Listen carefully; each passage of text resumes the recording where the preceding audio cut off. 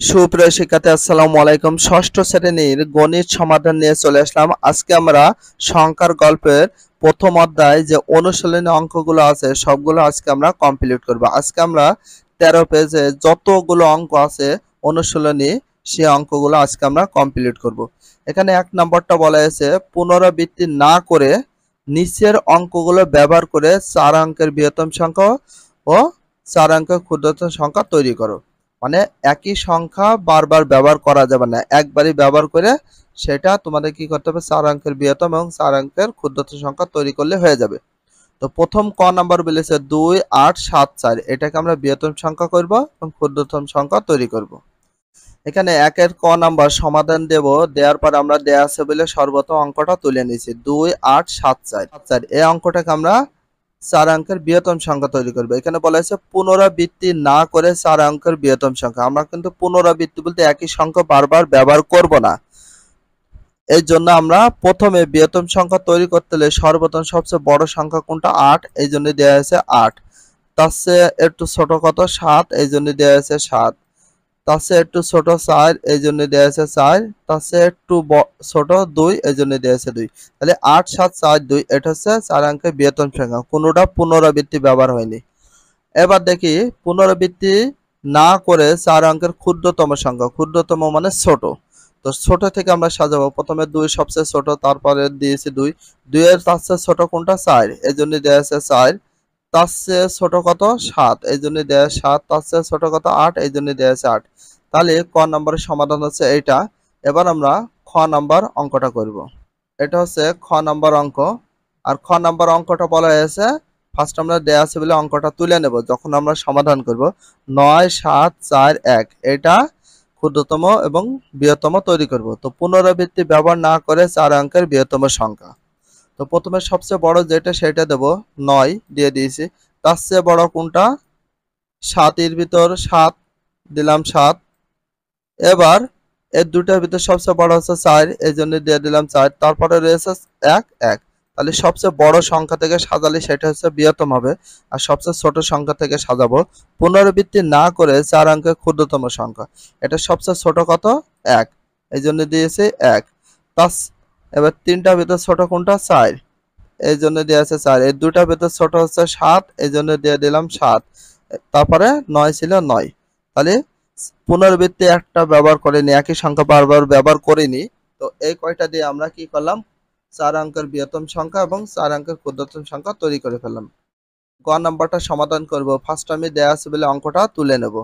তো দেয়া আছে অঙ্কটা তোলার পরে এবার আমরা 4 7 5 0 এইগুলোকে পুনরাবৃত্তি ব্যবহার না করে 4 অঙ্কের বৃহত্তম সংখ্যা লিখবো। সবচেয়ে বড় হচ্ছে 7, এই জন্য দেওয়া আছে 7। তার চেয়ে এই তিনটার ভিতরে সবচেয়ে বড় 5, এই জন্য দেওয়া হলো 5। এবার 4 আর 0 এর ভিতরে সবচেয়ে বড় হচ্ছে 4, এই জন্য 4। সবচেয়ে ছোট 0, এই জন্য দেওয়া আছে 0। এবার পুনরাবৃত্তি না করে 4 অঙ্কের ক্ষুদ্রতম, আর ক্ষুদ্রতম মানে সবচেয়ে ছোট। এখানে ছোট বলতে আমরা সকলে জানি 0, বাট 0 ব্যবহার করা যাবে না, এটা সার্থক অঙ্ক হবে না। এর জন্য আমরা 0 চেয়ে মানে 0 বাদে সবচেয়ে ছোট কত আছে 0 চেয়ে ছোট, আর 0 পরে ছোট আছে কোনটা 4। এর জন্য আমরা সর্বপ্রথম কি করব 4টা দিয়েছি। 4 দেওয়ার পরে এবার 0টা আমরা দিতে পারবো। এবার তারপরে সবচেয়ে ছোট কোনটাও রয়েছে 5, এই জন্য দেওয়া হয়েছে 5। তারপরে কত 7, এই জন্য দেওয়া হলো 7।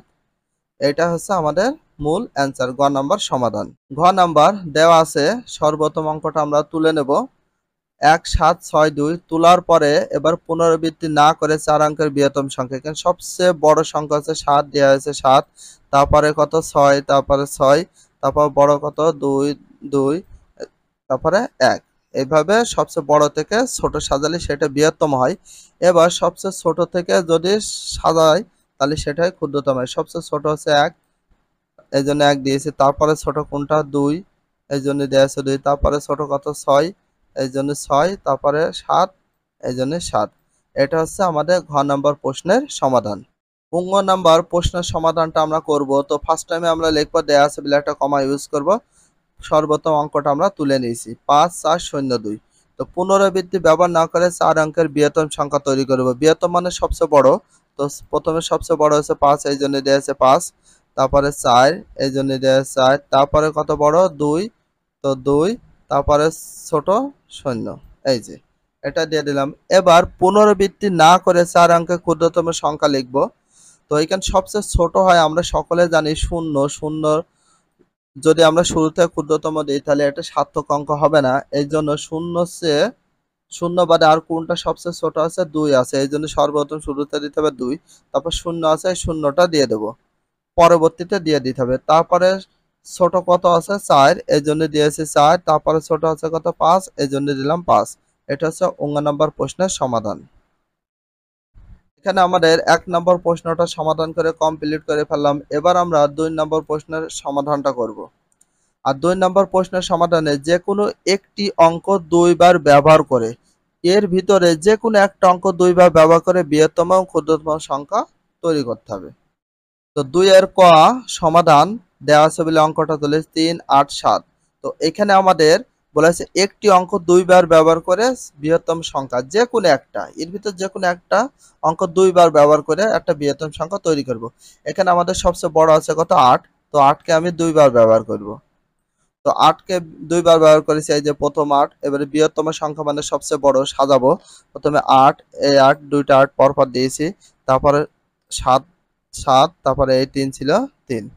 এবার একটি অঙ্ক 2 বার ব্যবহার করে ক্ষুদ্রতম। তো ক্ষুদ্রতম সংখ্যা, ক্ষুদ্রতম মানে সবচেয়ে ছোট। তো আমরা কোনটা? 3 কে আমি এবার কবার ব্যবহার করব? 2 বার ব্যবহার করব 3 কে। ক্ষুদ্রতম যেহেতু বলেছে, ক্ষুদ্রতম আমি সবচেয়ে ছোট 3 কে 2 বার ব্যবহার করব। তাহলে এই যে এই জন্য 2টা 3 দিয়েছি। তারপরে ইচ্ছে একটু বড় বা ছোট কোনটা? 7, এই জন্য দেওয়া আছে 7। তার চেয়ে ছোট কোনটা? 8, এই জন্য দিয়ে দিলাম 8। তো এইভাবে ক্ষুদ্রতম এবং বৃহত্তম অঙ্কগুলো তৈরি করতে হবে। এবার আমরা খ নাম্বার প্রশ্নটা সমাধান করব। দেওয়া আছে বলে অঙ্কটা তুলব 9, 0, 5। অঙ্কটা তুলে নিছি। এর ভিতর যে সংখ্যাটা রয়েছে সবচেয়ে বড় সেটাকে আমি দুবার ব্যবহার করব। এই 9 কে আমি দুবার ব্যবহার করব, কারণ একটি অঙ্ক দুবার ব্যবহার করতে বলেছে বৃহত্তম সংখ্যা তৈরি করব। প্রথমে দুটো 9 আমি পরপর দিয়ে দিয়েছি। তার চেয়ে বড় কোনটা? 5, তারপরে 0। এবার একটা অঙ্ক 2 বার ব্যবহার করে ক্ষুদ্রতম করব। তো ক্ষুদ্রতম বানান ক্ষয় মধ্যে সহস্য। ক্ষুদ্রতম সংখ্যা হচ্ছে কত দেব? এখানে সর্বপ্রথম আমরা দেব শূন্যকে দুবার ব্যবহার করবে, যেহেতু সবচেয়ে ছোট। তো এখানে শূন্য দিয়ে যদি শুরু করি তাহলে হবে না, কারণ সার্থক বাক্য হবে না। তো এই জন্য আমরা প্রথমে শূন্য বাদে সবচেয়ে ছোট হচ্ছে 5, এই জন্য 5 দিলাম। এবার শূন্যকে আমরা কবার ব্যবহার করব? 2 বার। তো এই জন্য 2 বার দিয়েছি শূন্য, তারপরে 9, 9। এটা হয়ে গেল একটি অঙ্ক 2 বার ব্যবহার করে বৃহত্তম এবং ক্ষুদ্রতম সংখ্যা। গ নাম্বার সমাধান করব। দেওয়া আছে বলে অঙ্কটা সর্বপ্রথম তুলব 0, 4, 9। তো একটি অঙ্ক 2 বার ব্যবহার করে বৃহত্তম, আমরা 9 কে 2 বার ব্যবহার করব। তাহলে বৃহত্তম বলতে সবচেয়ে বড় থেকে সাজাবো। 9 আর 9 দিয়ে দিয়েছি। এর দুটার ভিতরে বড় হচ্ছে 4, এই জন্য 4। তারপরে শূন্য ছিল, শূন্য দিয়ে দিয়েছি। এবার একটি অঙ্ক 2 বার ব্যবহার করে ক্ষুদ্রতম। তো ক্ষুদ্রতম সংখ্যাটা কি করব আমরা? তো এখানে শূন্যকে আমরা 2 বার ব্যবহার করব, শূন্যকে আরেকবার ব্যবহার করব, টোটাল 2 বার। তো শূন্য দিয়ে শুরু করা যাবে না, কারণ শূন্য দিয়ে শুরু করলে সার্থক হয় না। এই জন্য আমরা কি দেব? শূন্য চেয়ে একটু ছোট 4, এই জন্য 4। শূন্যকে আমরা কয়বার ব্যবহার করতে চাইলাম? 2 বার, এই জন্য 2 বার দিয়েছি। তারপরে 9, 9। এর ভিতর যে কোনো সংখ্যাকে তোমরা 2 বার ব্যবহার করতে পারবা, এটা কোনো বাধা ধরা নিয়ম নেই। ঘ নাম্বার প্রশ্নটা সমাধান করব। সর্বপ্রথম দেয়া আছে বলে অঙ্কটা তুলব 8, 5, 1। একটি অঙ্ক 2 বার ব্যবহার করে বৃহত্তম সংখ্যা। তো 8 কে আমরা 2 বার ব্যবহার করব। তাহলে 8 হচ্ছে 2 বার দিয়ে দিয়েছি। তারপরে সবচেয়ে বড় কোনটা আছে? 5, তারপরে 1। এবার একটি অঙ্ক 2 বার ব্যবহার করে ক্ষুদ্রতম দেব। তো ক্ষুদ্রতম সংখ্যা কোনগুলো? তো 1 কে আমরা 2 বার ব্যবহার করব। এই 1 কে আমরা 2 বার ব্যবহার করব টোটাল, কারণ সবচেয়ে ছোট আছে এই জন্য। তাহলে 2 বার 1 দিয়ে দিয়েছি। তারপরে কোনটা ছোট? তারপর 5 ছোট, এই জন্য 5। তারপরে কত? 8, এই জন্য 8। তো একটি অঙ্ক 2 বার ব্যবহার করে ক্ষুদ্রতম এবং বৃহত্তম বের করা কমপ্লিট। 3 নম্বর অঙ্কটা বলেছে নিচের শর্তগুলো পূরণ করে যে কোনো 4টি ভিন্ন অঙ্ক ব্যবহার করে বৃহত্তম ক্ষুদ্রতম সংখ্যা তৈরি করো। প্রথমটি সমাধান করে দেয়া হলো 7 অঙ্কটি একক স্থানে থাকবে। 7 অঙ্ক বলতে একক বলতে প্রথম স্থানে রয়েছে। দেওয়ার পরে কি করা হয়েছে? বৃহত্তম মানে সবচেয়ে বড়। তো 0 থেকে 9 পর্যন্ত আমরা 10 দেব না। 0 থেকে 9 পর্যন্ত সবচেয়ে বড় হচ্ছে 9। তার চেয়ে বড় হচ্ছে 8, তার চেয়ে বড় 6, তারপরে 7। 7 এই স্থানে থাকবে। এখানে বলা হয়েছে ক্ষুদ্রতম, তো ক্ষুদ্রতম কি 7 এই স্থানে থাকবে। ক্ষুদ্রতম বলতে সবচেয়ে ছোট, শূন্য থেকে 9 এর ভিতর শূন্য, কিন্তু শূন্য দেওয়া যায় না। তো প্রথমে শূন্যের চেয়ে ছোট 1, তারপর শূন্যটা দিয়ে দিতে হবে। শূন্যের চেয়ে এই 1 বাদে কোনটা বড় আছে 2, তারপরে 7। তো একটা নমুনা দিয়ে দিয়েছে, আমরা খ আর গ ঘ 3টা অঙ্ক কমপ্লিট করবে। একটু দেখি কি বলেছে। খ নাম্বার বলেছে 4 অঙ্কটি সবসময় দশকের স্থানে থাকবে। তো এখানে 4টা কোন স্থানে আছে? দশক। তো শূন্য থেকে 9 পর্যন্ত এই সংখ্যাগুলো আমরা এর ভিতরে দেবো। বৃহত্তম মানে সবচেয়ে বড়। এখানে সবচেয়ে বড় কোনটা?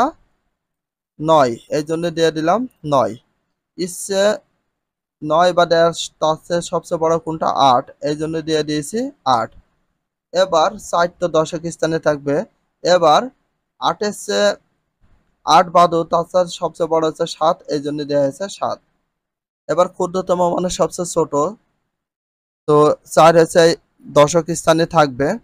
তো সবচেয়ে ছোট এখানে কত? আমরা জানি শূন্য। শূন্য সার্থক বাক্য না, এই জন্য দেওয়া যায় না। তো 1 সর্বপ্রথম দিয়ে দেবো 1। তার চেয়ে এবার ছোট ছিল হচ্ছে 0 0। তো এখানে 1 এর চেয়ে মানে 0 বাদ 1 বাদ 4 বাদ ইসের সবচেয়ে ছোট কত? 2, আমরা এখানে 2 দেব। ঠিক আছে, এখানে আমরা 2 দিয়ে দেব। এবার গ নাম্বার অঙ্ক বলেছে 9 অঙ্কটি সবসময় শতকের স্থান। শতক বলতে এই যে এই জায়গায় থাকবে। তো এখন এর ভিতরে বৃহত্তম সংখ্যাটা তৈরি করতে হলে, বৃহত্তম মানে 9 বাদে সবচেয়ে বৃহত্তম কত? 8, এই জন্য দেওয়া আছে 8। তারপর 9, তারপরে 9 বাদে সবচেয়ে বড় কত? 8 আর 9 বাদে 6 না 7। তো 7 বড়, এই জন্য দেওয়া আছে এখানে 7। 7 বাদে সবচেয়ে বড় কোনটা আছে? এখানে শুধুমাত্র 6, এই জন্য 6। আর ক্ষুদ্রতম সংখ্যার ভিতরে সর্বপ্রথম আমরা দেবো সবচেয়ে ছোট, শূন্য দেওয়া যাবে না। তো এই জন্য 1, শূন্য চেয়ে একটু ছোট হচ্ছে 1, এই জন্য 1 দিলাম। 9 তো কাজ হয়ে গেছে, আমরা 9 তো কাজ শেষ করেছি। আর এখানে আমরা কোনটা দেবো? এখানে আমরা শূন্যটা দিতে পারবো। এবার এইগুলো বাদে সবচেয়ে ছোট আছে 2, এই জন্য দেওয়া হয়েছে 2। এটা হচ্ছে বৃহত্তম ক্ষুদ্রতম সংখ্যার কন্ডিশনালি যে অঙ্ক। ঘ নম্বর বলেছে এক অঙ্কটি সবসময় হাজারের স্থানে থাকবে। হাজার বলতে এখানে, তো এখানে বৃহত্তম বলতে 1 এগুলো থাকবে। বৃহত্তম বলতে সবচেয়ে এর ভিতরে বড় কোনটা? 9, এই জন্য দিয়ে দিলাম 9। তার চেয়ে বড় কত? 8, 8 দিয়ে দিলাম। এই দুইটা বাদে সবচেয়ে বড় কত? 7, এই জন্য দিলাম 7। এবার ক্ষুদ্রতম তৈরি করতে বলা হয়েছে। তো ক্ষুদ্রতমের ক্ষেত্রে 1 তো অলরেডি আমাদের রয়েছে, 1 এর কাজ শেষ। 1 এর চেয়ে ছোট কত? 0, এই জন্য দিয়ে দিলাম 0। এবার তারপরে 1 এর চেয়ে ছোট আর কোনটা আছে? 2 আছে, এই জন্য দিলাম 2। 2 এর চেয়ে ছোট কত আছে? 3, এই জন্য দিয়ে দিলাম 3। তাহলে টোটাল আমাদের এখানে 3 নম্বর যে অঙ্কটা ছিল, 3 নম্বর অঙ্ক আমরা কটা নমুনা দেওয়া ছিল? গ, খ, গ, ঘ কমপ্লিট করে দিলাম। এবার এখানে 4 নম্বর অঙ্ক বলেছে 578, 965, 42, 38, 745 সংখ্যাটিকে দেশীয় আন্তর্জাতিক উভয় রীতিতে প্রকাশ করতে হবে। তো উভয় রীতিতে কিভাবে প্রকাশ করে, এটা আমরা সর্বপ্রথম ক নাম্বারটা সমাধান করে দেখাই। 4 এর ক রয়েছে, দেওয়া আছে। এখানে আমাদের মূল সংখ্যাটা রয়েছে, সেটা তুলে নিয়েছি। তো দেশীয় রীতিতে লেখার নিয়মটা আমি একটু তোমাদের বলি। তো এটা সর্বপ্রথম আমরা একটা কাজ করব। এই যে সর্বপ্রথম একক, শূন্যটাকে দেবো এককের, 5কে দেবো এককের ঘরে, 4 হচ্ছে কতর ঘরে? দশকের ঘরে, আর 7 হচ্ছে কতর ঘরে? শতক, আর হাজারটা কত? এখানে 38, তো এখানে 38,000। আর তারপরে 38-এর পরে 42 লক্ষ, এই জন্য 42 লক্ষ। তারপরে কত? কোটি। তাহলে এখানে আমরা কত দেব? 965 কোটি, এই জন্য দেওয়া হলো 965 কোটি। আর 78টা কি হচ্ছে? হাজার, 78,000। তারপরে এখানে কত? লক্ষ, হাজার, এটা লক্ষ। এটাকে কিভাবে কথায় প্রকাশ করবো আমরা? এটা হচ্ছে 5,78,965 কোটি, কারণ এইখানে আমাদের এসে কোটি হতে হবে। 5,78,965 কোটি, তারপরে 42,38,000 745 745। খ নাম্বার আন্তর্জাতিক রীতিতে লেখার নিয়ম আন্তর্জাতিক। তো এটা হচ্ছে প্রথমে একক, দশক, শতক, হাজার, মিলিয়ন, বিলিয়ন, ট্রিলিয়ন। তো এই আমাদের মূল সংখ্যাটা এটাই ছিল। তো প্রথমে আমরা কি করব, এটা 5 কে ধরলাম একক, 4 কে ধরলাম দশক, 7 কে ধরলাম শতক। এবার এখানে 238 কি ধরলাম হাজার, তারপরে 654 মিলিয়ন, 789 বিলিয়ন, তারপরে 5 ট্রিলিয়ন। আমাদের কমা কমা দিয়ে আমরা সাইজ করে রাখেছি, এটা কিভাবে পড়ো 5 ট্রিলিয়ন। এটা হচ্ছে 5 ট্রিলিয়ন 789 বিলিয়ন, 789 বিলিয়ন, 654 মিলিয়ন, 238,000, 238,745, 745। এটা হচ্ছে আমাদের নম্বর প্রশ্নের সমাধান। এবার খ নাম্বার বলে দেশীয় আন্তর্জাতিক রীতিতে কোটির উপরে সংখ্যা কিভাবে লিখবো, তো সেটা আমরা সর্বপ্রথম সমাধান করে দিই। 13 পেজে যেহেতু অঙ্কগুলো আমরা সমাধান করে শেষ করব, তার জন্য দেশীয় আন্তর্জাতিক রীতিতে কোটির উপরে সংখ্যা লেখার নিয়ম নিচে দেওয়া হলো। তো সর্বপ্রথম কোটির উপরে সংখ্যা এখানে লিখে দেব, তারপর দেশীয় রীতিতে প্রকাশ, আন্তর্জাতিক রীতিতে প্রকাশ। তো এটা হচ্ছে কয় লক্ষ, 10 কোটি। এটা হচ্ছে কয় কোটি, 10 কোটি।